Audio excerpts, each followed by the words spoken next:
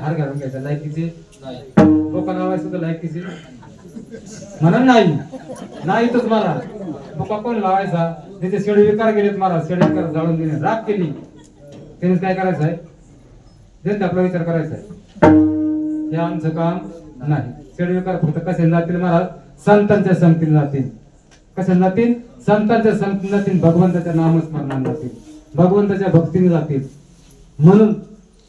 काय केली पाहिजे आपण भगवंताची भक्ती निस्सीम भावाने केली पाहिजे कारण जीव तोडून करावे भजन जीव तोडून भजन केलं पाहिजे त्याच वेळेस भगवंत काय करतो आपल्यावर कृपा करतो भजन केलं आता भगवंताचं आपण भगवंताचं भजन केल्यानंतर भगवंत काय करतो मला आपल्यावर कृपा करतो आणि भगवंताची कृपा झाली की आपल्याला जे दुःख होतं मला जे दुःख झालं होतं एका जनार्दनी भोग प्रारब्धाचा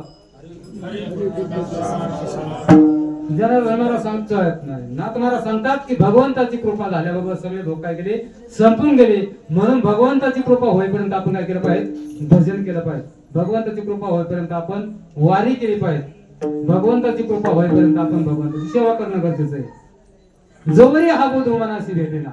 तोवरी या साधना बसायची लागेल जोपर्यंत बोध मनाला भेटत नाही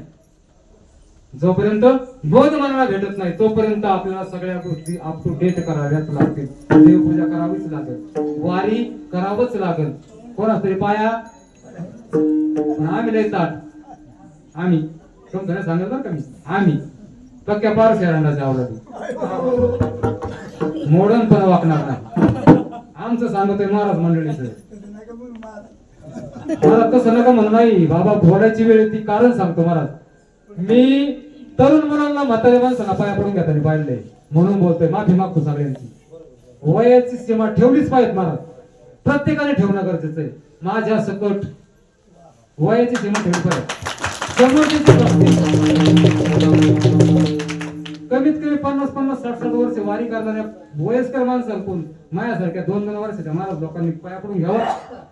हे माझं काम नाही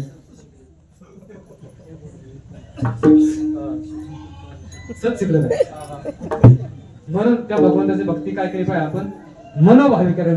करावी पूजा आरती शेवटी राम नाम येईल तुझ्या सांगाती शेवटी जर आपल्याला काय घेऊन जायचं असेल तर फक्त काय येईल आपल्या बरोबर शेती वाडी गाया म्हशी बायका पोरं गाडी बांगला काही संग येणार नाही शेवटी काय येईल भगवंताचं नाम बरोबर येईल महाराज काय येईल